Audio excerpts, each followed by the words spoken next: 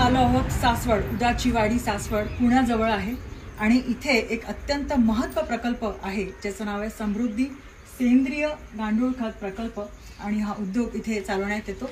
आणि या प्रकल्पाची वैशिष्ट्य म्हणजे 5 राज्यातला हा पहिला असा प्रकल्प आहे, सेंद्रिय खत आहे आणि हे खत वापरल्याने तुमच्या उत्पादनामध्ये विशेष करून शेतकरी लोकांना 5 पटीने याचं उत्पादन क्षमता वाढते। आणि या प्रकल्पाविषयी संपूर्ण माहिती आपल्यासोबत आहेत विजयाताई आणि कमलेश दादा। ही सगळी माहिती आपल्याला या प्रकल्पाविषयी जाणून आपण घेऊया। आणि विजयाताई, या प्रकल्पाविषयी आम्हाला थोडक्यात माहिती जाणून घ्यायला आवडेल। नमस्कार, माझं नाव सौ विजया शिवाजी विले।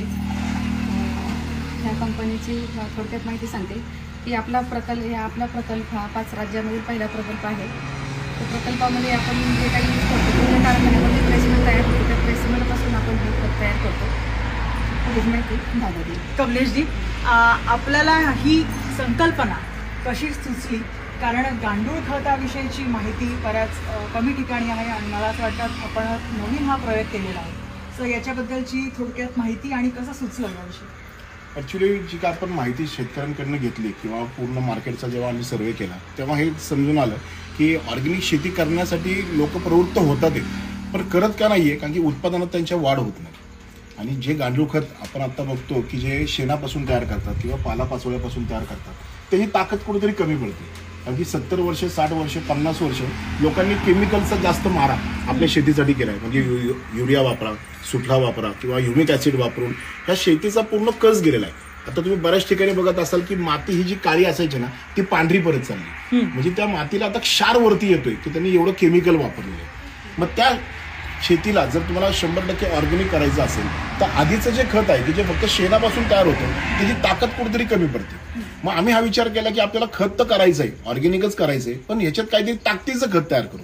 मग तेव्हा आम्हाला काही नामवंत इन्स्टिट्यूटचा एक नाव कळलं, आम्ही त्याची पूर्ण माहिती घेतली आणि त्या इन्स्टिट्यूटने काय रिसर्च केला आहे की शेणाबरोबर आपल्या शुगर फॅक्टरीतली जी प्रेसमड असते, म्हणजे साखर तयार करताना त्यामध्ये जे 4 पद्धतीचं रॉ मटेरियल येतं त्यातला एक प्रकार आहे प्रेसमड केक म्हणून। तर तो प्रेसमड केक एक काही कालासाठी कुजवला जातो, त्याचं टेम्परेचर मायनस केलं जातं, त्यातलं सगळं केमिकल काढलं जातं आणि ती प्रेसमड 50% योग्य प्रमाणात त्या शेणामध्ये मिक्स करून नंतर त्यामध्ये 100% गांडूळ सोडून जे खत तयार होतं ते खत म्हणजे रिसर्च केलेलं गांडूळ। आणि हे जर खत वापरलं तर प्रत्येक वर्षी तुमची 15 ते 20% ही उत्पादनात वाढ होत असते आणि 4 ते 5 वर्षामध्ये तुम्ही आत्ता जर तुमच्या शेतीमध्ये जे उत्पादन घेत आहे तर 5 वर्षामध्ये नक्कीच तुम्ही 5 पट जास्त उत्पादन तुमच्या शेतीत घेऊ शकता आणि हे प्रॅक्टिकली प्रूव्ह झालेलं आहे। असं हे प्रकल्प किती वर्षांपासून सुरू आहे हा प्रकल्प? आता आम्ही 4 वर्ष झालो या प्रकल्पामध्ये आहोत आणि 4 वर्ष माझ्याकडे जो क्लायंट आहे म्हणजे शेतकरी वर्ग आहे त्यातल्या 99% जे शेतकरी वर्ग आहे ते फक्त ऑर्गॅनिक शेतीसाठीच आहे,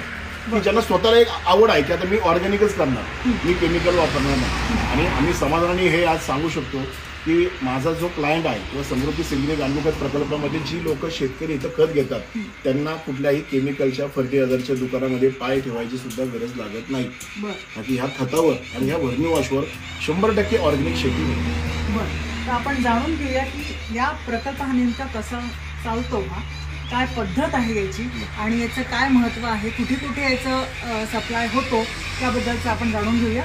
चला।